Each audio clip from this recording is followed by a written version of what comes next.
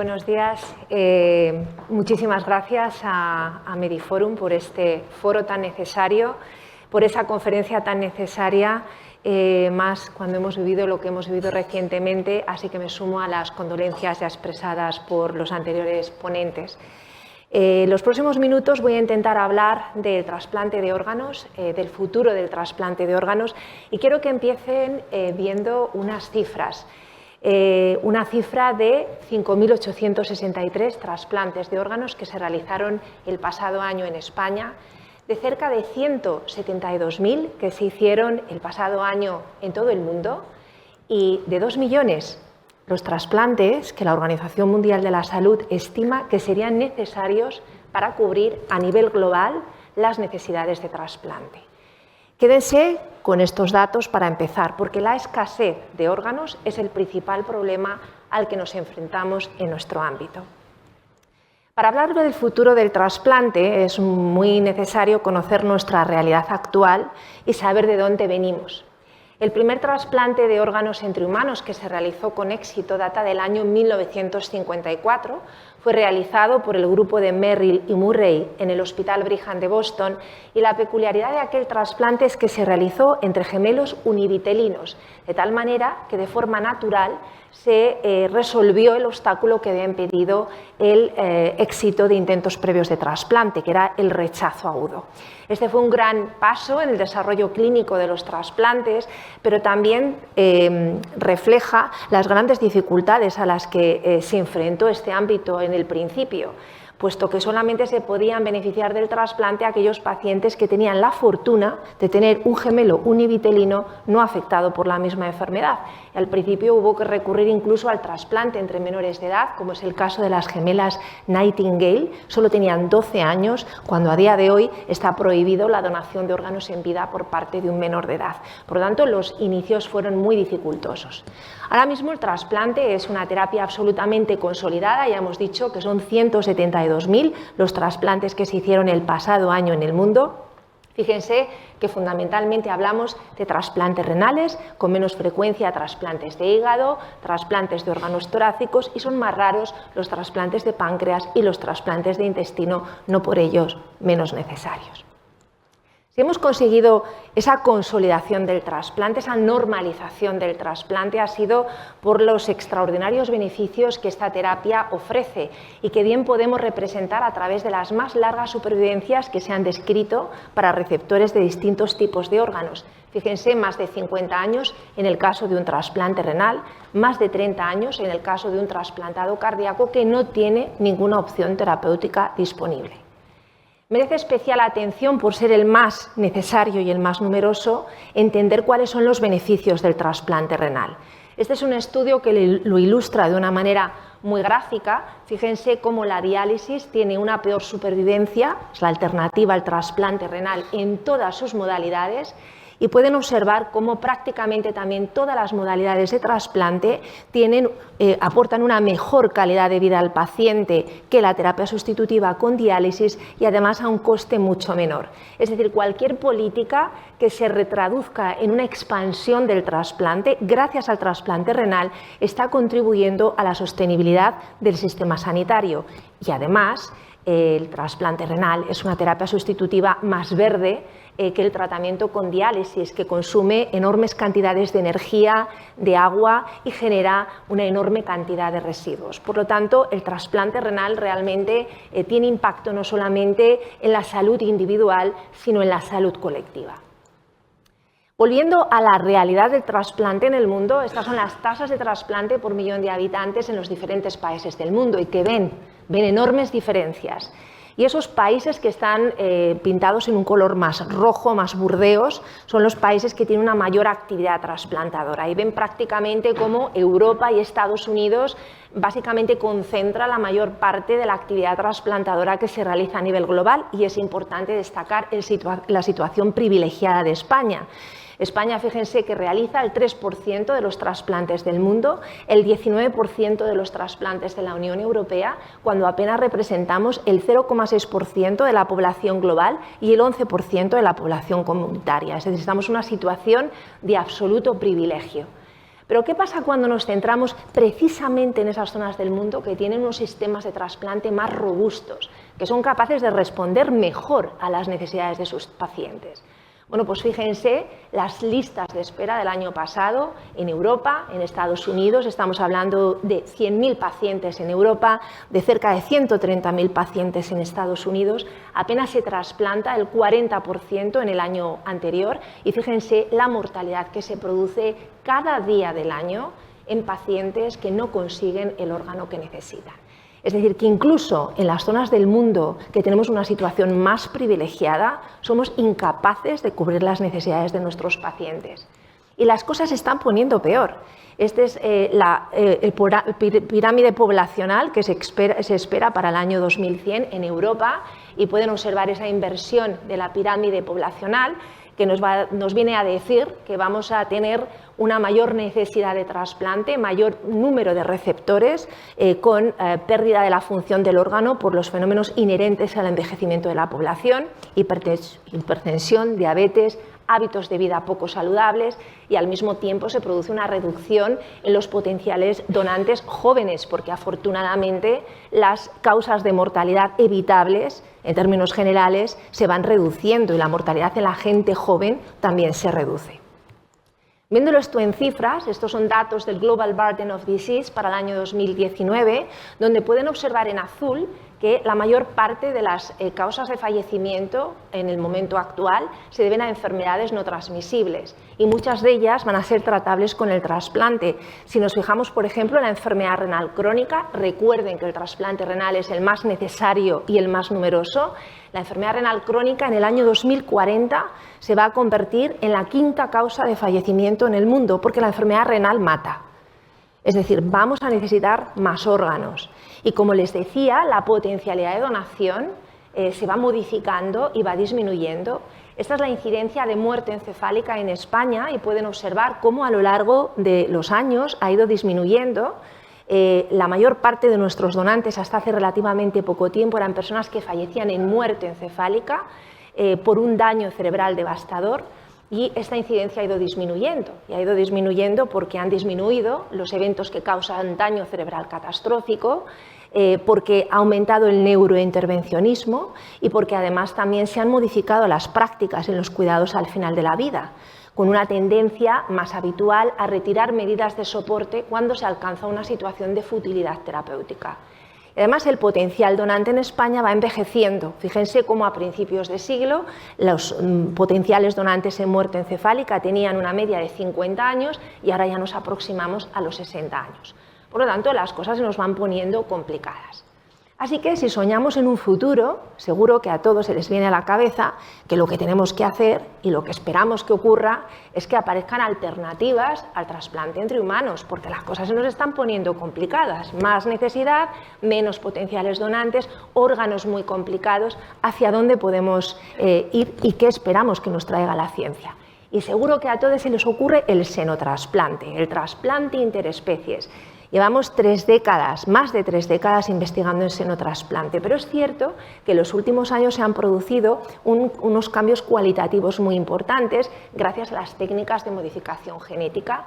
Ahora somos capaces de generar animales, cerdos, modificados en diferentes sentidos. Por una parte, se han eliminado antígenos responsables del rechazo hiperagudo del injerto, es decir, de la destrucción inmediata del órgano por parte del receptor humano.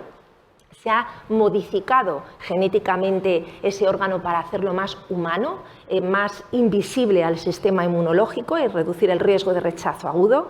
Y se han eliminado, por ejemplo, retrovirus porcinos responsables eventualmente de zoonosis. Pero queda mucho camino por recorrer. En Estados Unidos se han efectuado varios procedimientos en personas en muerte encefálica y en 4 pacientes con un objetivo terapéutico, con una autorización específica por parte de la FDA.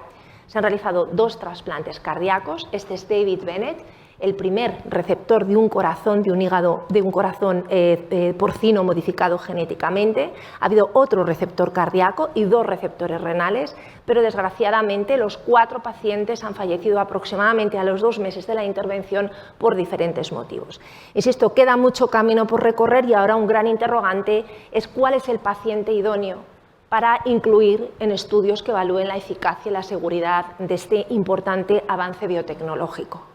Si pensamos en el futuro, también pensamos en la generación de quimeras, particularmente porque tenemos grandes investigadores españoles como Miguel Ángel Esteban y Juan Carlos Izpisúa, que han concebido los grandes animales como incubadoras de órganos humanos.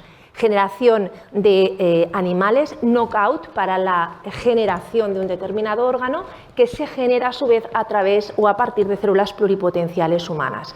Una línea muy atractiva, pero que también plantea cuestiones éticas, porque esas células pluripotenciales podrían no solamente diferenciarse hacia ese órgano, sino a otras líneas celulares, por ejemplo, neuronas o células germinales. Por lo tanto, sí que plantea cuestionamientos éticos importantes. También pensamos en órganos bioartificiales, bien utilizando carcasas de órganos no válidos para trasplante que se descelularizan y se repueblan con células pluripotenciales humanas procedentes del propio receptor o mediante la bioimpresión 3D.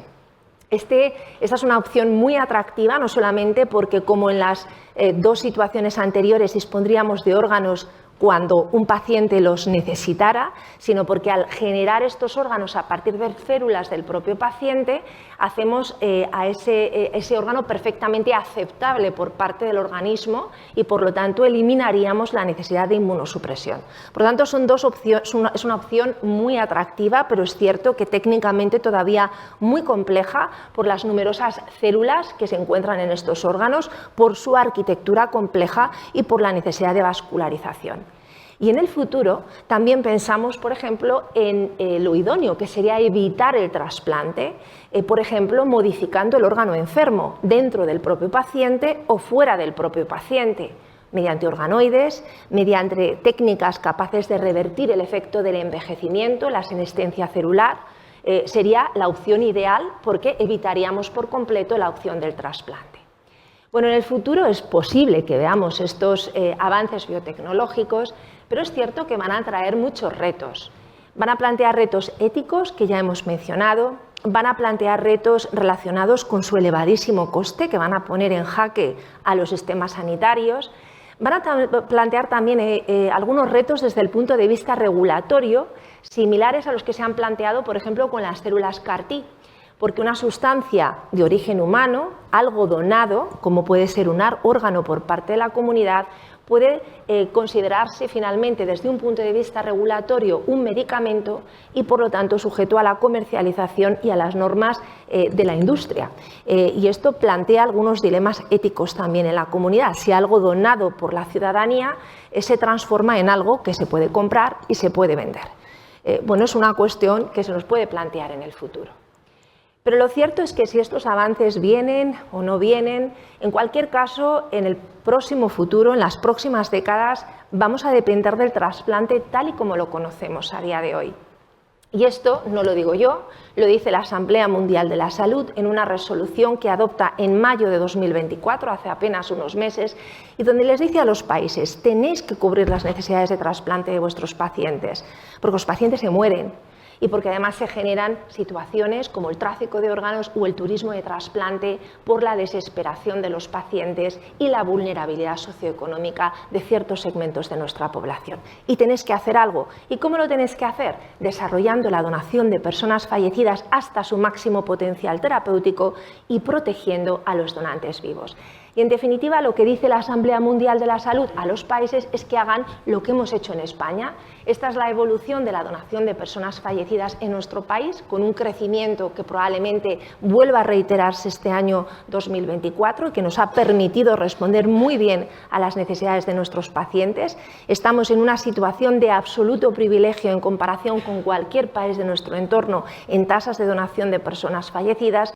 Y, básicamente, cuando hablamos del éxito del sistema español, por supuesto, tenemos una sociedad solidaria, Muy importante, tenemos un Sistema Nacional de Salud de carácter universal y de carácter público, que es una condición sine qua non para el éxito de nuestro sistema, pero además tenemos un modelo de gestión de un proceso de alta complejidad, que es la donación de personas fallecidas, que funciona extraordinariamente bien y que parte de la realidad de que hay muy poquitas personas que fallezcan en condiciones de ser donantes de órganos. Solo entre un 1 y un 2% de las personas que mueren en un hospital lo hacen en condiciones de ser donantes de órganos, en una UCI y con ventilación mecánica. Si el sistema no está preparado para identificar esas circunstancias excepcionales de fallecimiento, no pasa nada, por mucho que la gente quiera donar. Nosotros hemos organizado un modelo que no falla en esa identificación, que no falla o falla poco en el resto de las fases del proceso, incluida la logística, y aquí les presento un reloj porque tenemos que luchar contra el tiempo que duran los órganos fuera del organismo hasta su trasplante exitoso.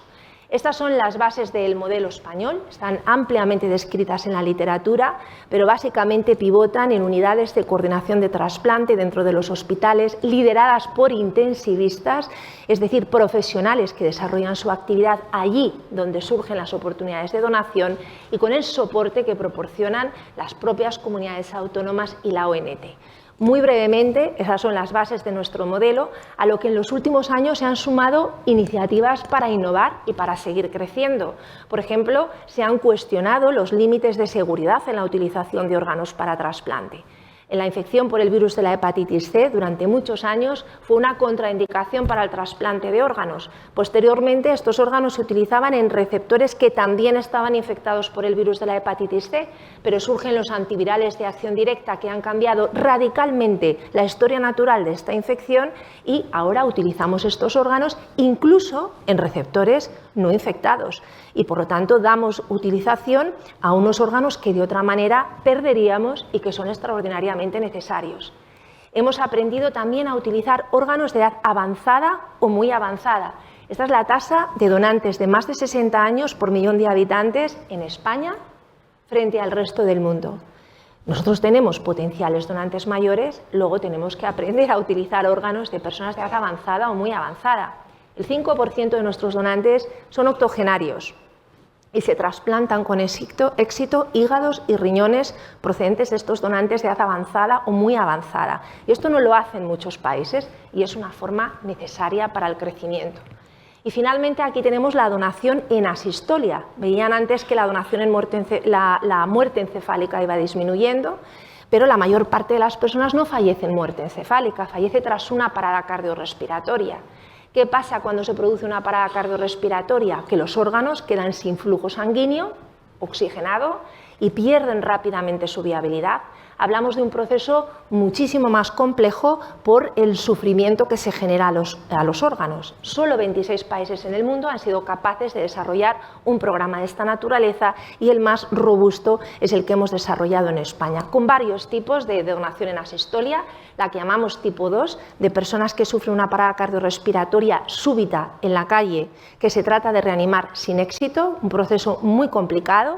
La asistolia tipo 3, que se pilota en el País Vasco en el año 2009, se expande posteriormente al resto del país, ven ese crecimiento exponencial, es la donación a partir de personas que fallecen tras una adecuación de medidas de soporte vital por futilidad o rechazo de tratamiento y ven cómo a raíz de la entrada en vigor de la ley de eutanasia en 2021 también se hace posible a petición de estos pacientes la donación en este contexto de fallecimiento.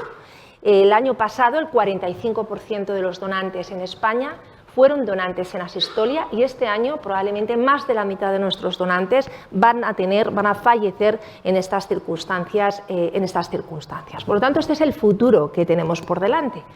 Así que, ¿puede hacer la ciencia algo por nosotros? Bueno, puede hacer la ciencia muchas cosas por nosotros y por mejorar nuestra vida en el ámbito del trasplante, por ejemplo, en cuanto a preservación de órganos, porque actualmente seguimos utilizando neveras, y les he puesto una nevera muy sofisticada porque seguro que han visto la nevera de camping en algún vídeo, seguramente lo han visto, y con unos tiempos muy limitados que aguanta el órgano fuera del organismo. 24 horas en el caso de un trasplante renal, pero no más de 4 o 5 horas el caso de un corazón.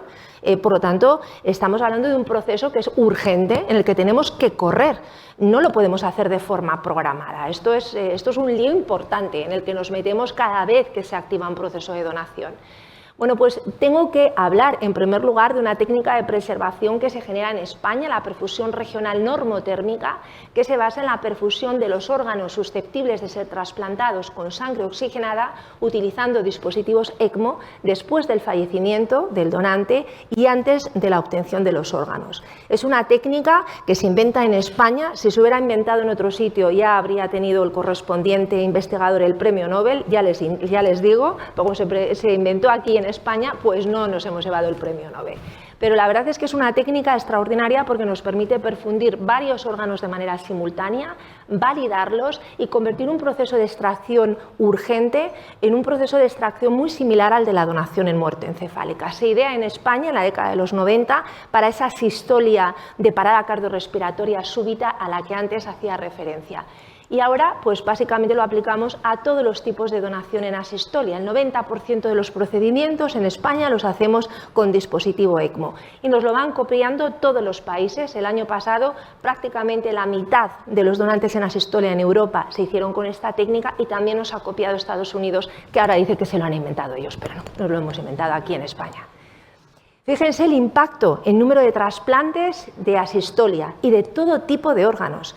Es que hasta estamos trasplantando corazones e intestino. Corazones con una técnica muy sofisticada de donantes en asistolia, solo 6 países del mundo lo hacen. Lo hemos conseguido replicar, a pesar de la complejidad de la técnica, en todos los centros que ven en la diapositiva. Y esta es Enma. Enma es la primera niña que recibió un trasplante multivisceral de un donante en asistolia hecho con perfusión tóraco-abdominal normotérmica y España el único país donde esto ha sido posible. Por lo tanto, la perfusión regional normotérmica va a constituir la manera de crecer en este ámbito, no solamente para España, sino para muchos países de nuestro entorno, porque como decía el anterior ponente, lo que ocurre a nuestros vecinos también nos afecta a nosotros. Pero las cosas van a ir creciendo y van a ir cambiando de forma muy importante en el ámbito de la preservación una vez el órgano ya está extraído del organismo, tanto de asistolia como de muerte encefálica.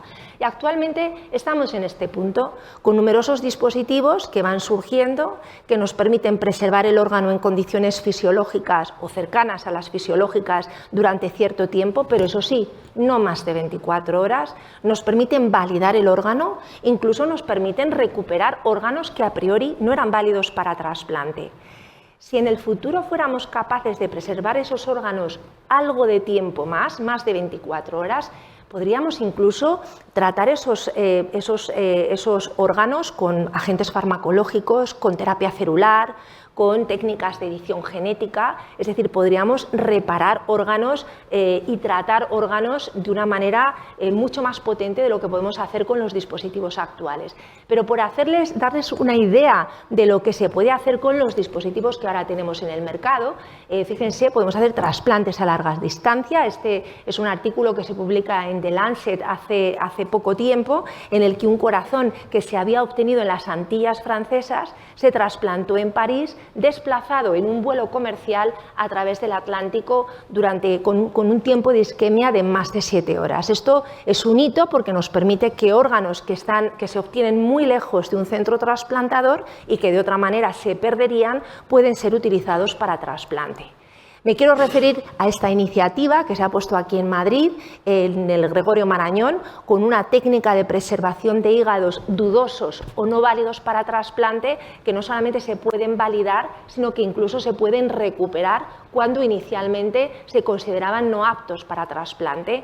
Aquí en la Comunidad de Madrid se ha generado o se ha constituido el Gregorio Marañón como un centro recuperador de órganos que pueden ser utilizados por el resto de centros de trasplante de la comunidad.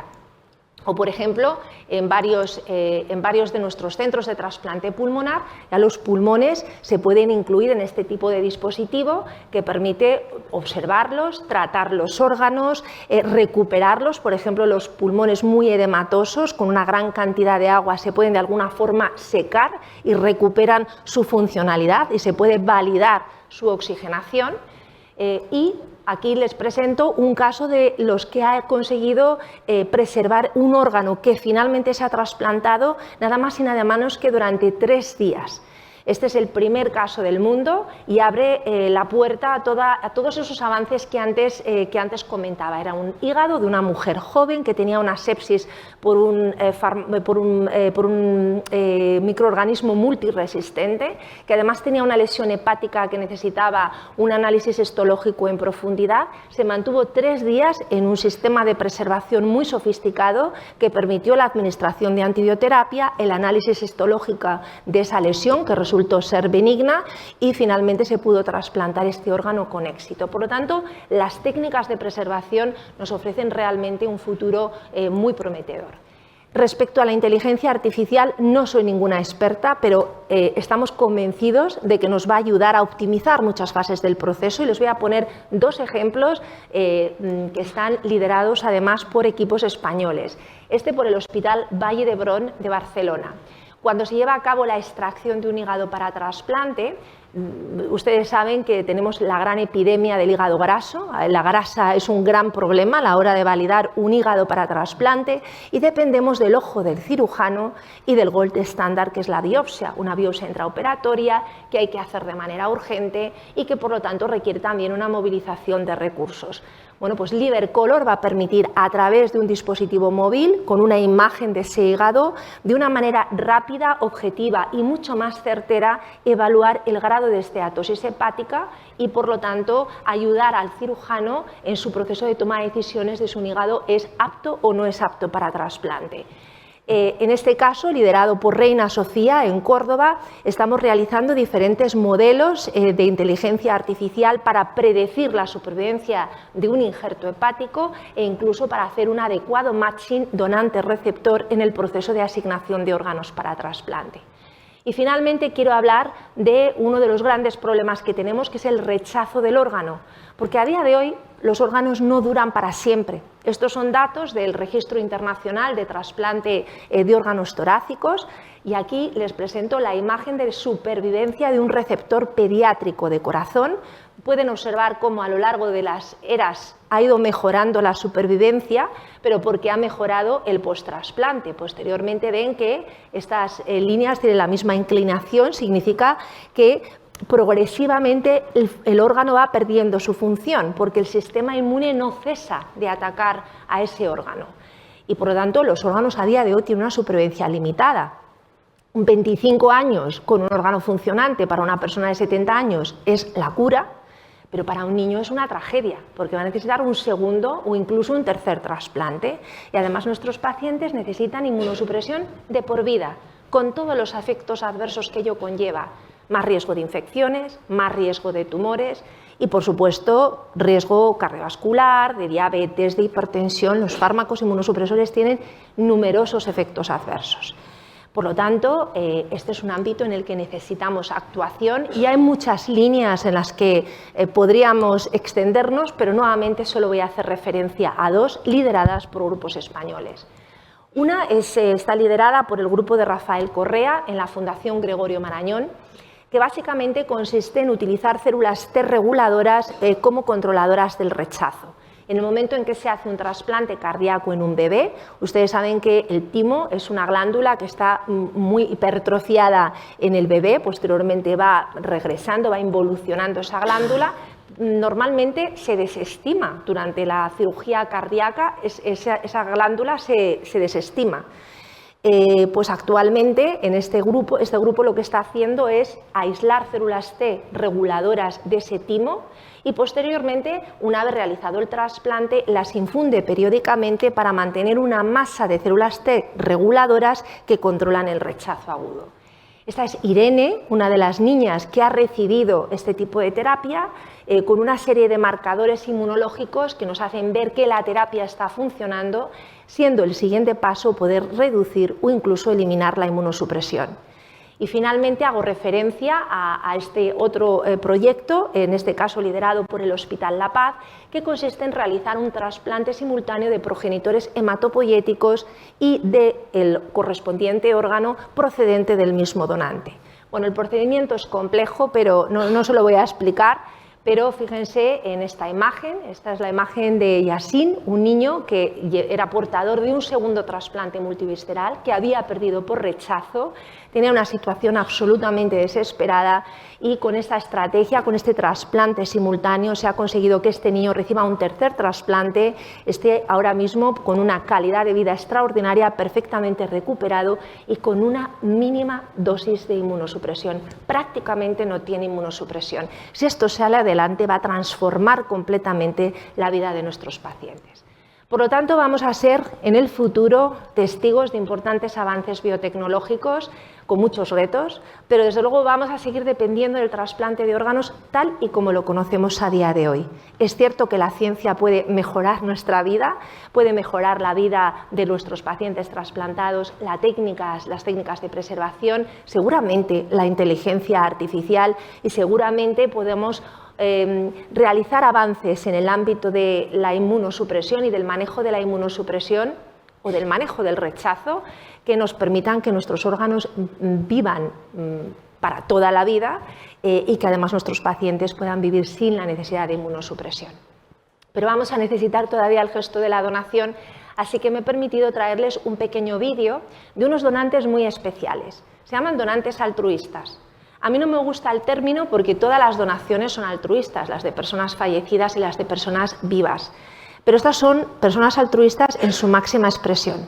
Son personas que han decidido en un momento de su vida donar un riñón a un extraño, a una persona que ni conocen ni jamás van a poder conocer. Y además hacen la donación a lo que llamamos el programa de trasplante renal cruzado y generan cadenas de trasplantes. El programa de cruzado tiene parejas de donante y receptor incompatibles y lo que hacen estas personas es donar al programa, con lo cual el receptor A recibe ese órgano, su donante dona el riñón a un receptor B y así sucesivamente hasta que acaba esa cadena en una lista de espera. De este gesto se beneficia una media de 3 personas.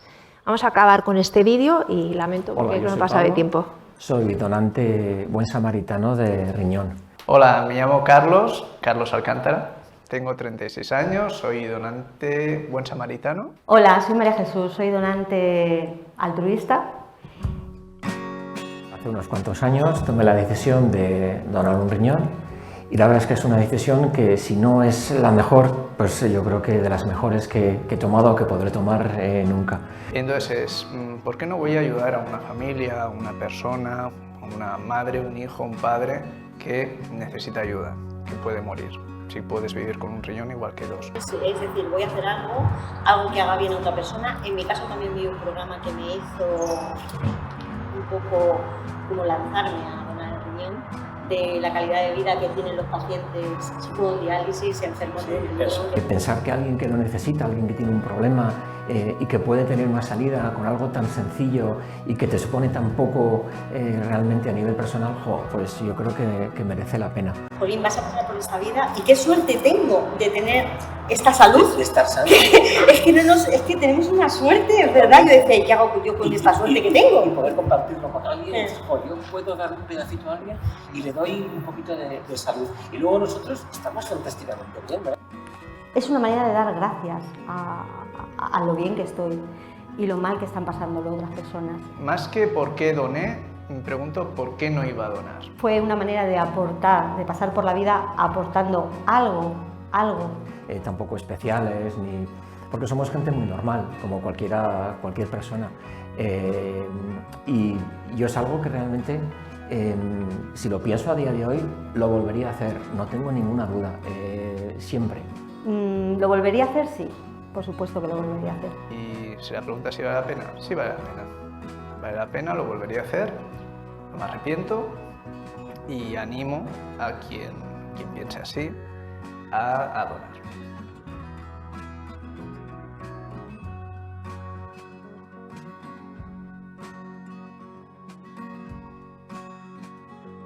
Pues muchas gracias por su atención.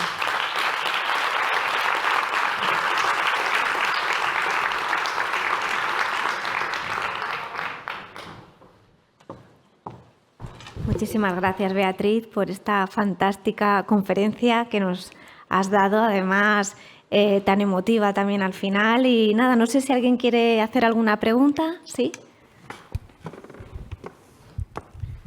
Hola, buenos días. Bueno, mientras llegan todos esos avances que ha comentado, he hablado de esa pirámide poblacional que nos va a plantear el desafío que mencionaba de tener un mayor número de receptores, y yo quería preguntar, pues, hasta que lleguen todos esos avances, ¿cómo se plantea el abordaje de este reto? Lo planteamos como lo estamos planteando hasta el momento, es decir, reconsiderando continuamente cómo conseguir que la donación sea factible en otros escenarios. La donación en asistolia ha sido un gran revulsivo, como les decía, porque hasta hace unos años solo las personas que fallecían por un daño cerebral catastrófico y en muerte encefálica podían ser donantes. Esto lo hemos abierto ahora mismo con la donación en asistolia a personas que fallecen ya casi en cualquier lugar del hospital en unas circunstancias como resultado de una parada cardiorrespiratoria. Evidentemente hay que modular el proceso, pero esto está abriendo muchas posibilidades al crecimiento.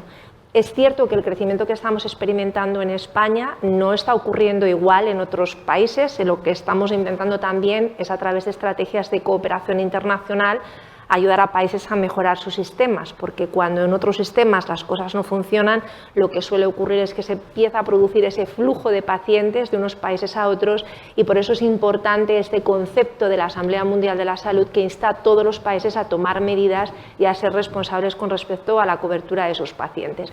Nosotros tenemos mucha imaginación, o sea que seguimos trabajando por ver cómo podemos aumentar esa disponibilidad, y siempre con órganos que sean adecuados para trasplante y que nos confieran evidentemente garantías de éxito.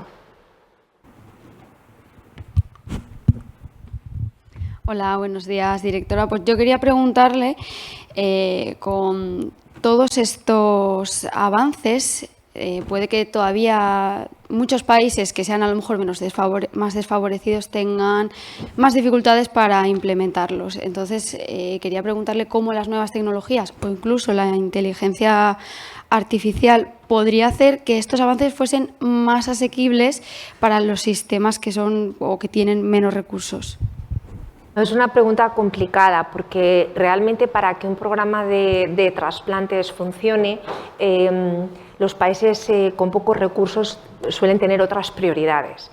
Y eso es la cruda realidad. Por lo tanto, si hablamos de países de bajos ingresos, las políticas sanitarias tienen que ir dirigidas a reducir la carga de enfermedades tratables con el trasplante. Que esto es algo en lo que también los países de altos ingresos tienen que seguir incidiendo. Es decir, la disponibilidad de órganos para trasplante no es incompatible con lo que debería ser prioritario, que es que busquemos estrategias que reduzcan la necesidad del trasplante. Entonces, en países de bajos ingresos, esa tiene que ser la política fundamental, así como la de proteger a sus sectores vulnerables de la explotación.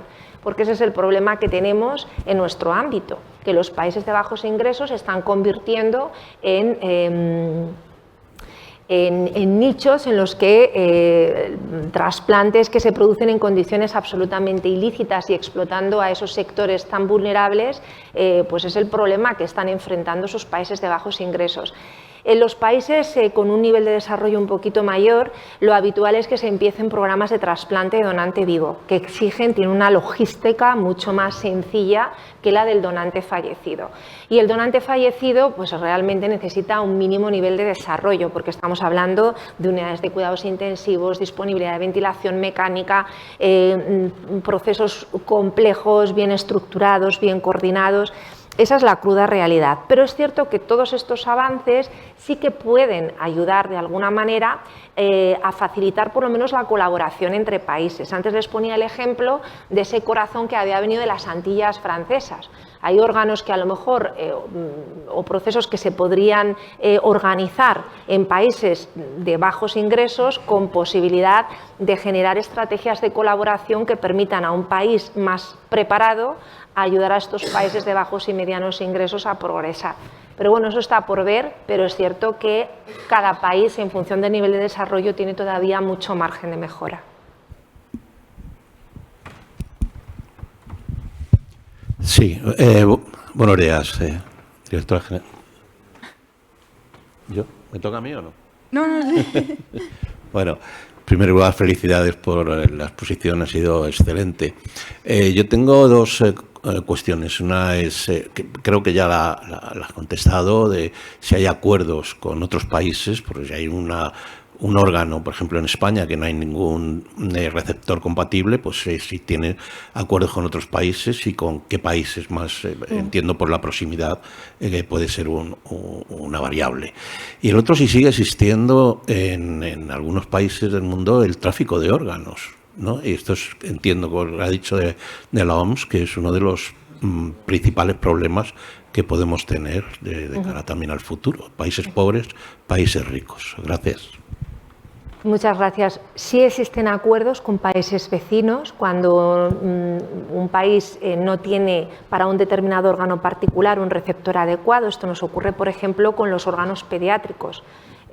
Afortunadamente la mortalidad infantil es muy reducida en España, pero en ocasiones tenemos donantes pediátricos, donantes muy pequeñitos, y no tenemos en ese momento un receptor en lista de espera. Pero esto es muy necesario para un bebé que está en lista de espera en Italia o en Francia, o viceversa.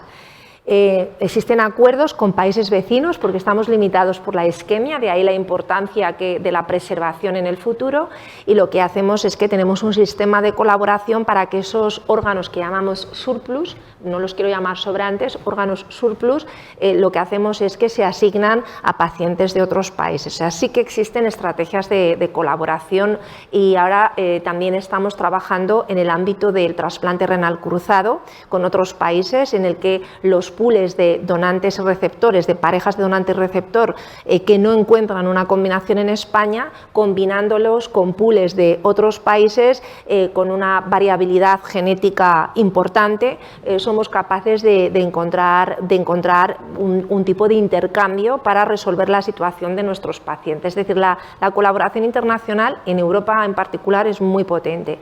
Y el tráfico de órganos sí existe fundamentalmente en países de bajo nivel de desarrollo, donde o bien no existe una legislación que impida la compraventa de órganos, o bien existe porque existe en un gran número de países, lo que pasa que está muy pobremente implementada, muchas veces por corrupción de los sistemas, por escasa vigilancia del sistema, escasos controles del sistema, y fundamentalmente ocurre en forma de pacientes de países muy ricos o de minorías ricas que no tienen acceso al trasplante o tienen dificultades para acceder al trasplante en su país de origen y viajan a estos países en vías de desarrollo, donde obtienen el órgano de los sectores más desfavorecidos de la población.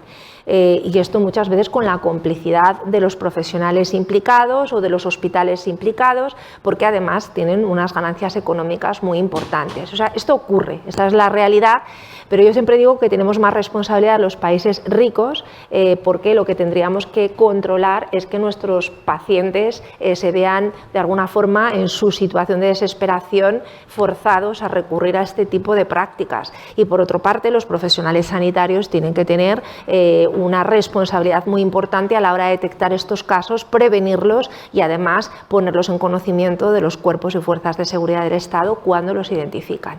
Y esto me estoy refiriendo, por ejemplo, al regreso de un paciente con un órgano de origen dudoso. Y esto ocurre en todos los países europeos. Afortunadamente el volumen es escaso en Europa, pero ocurre. Buenos días. Ha hablado de avances muy curiosos como el xenotrasplante, las quimeras, organoides y demás.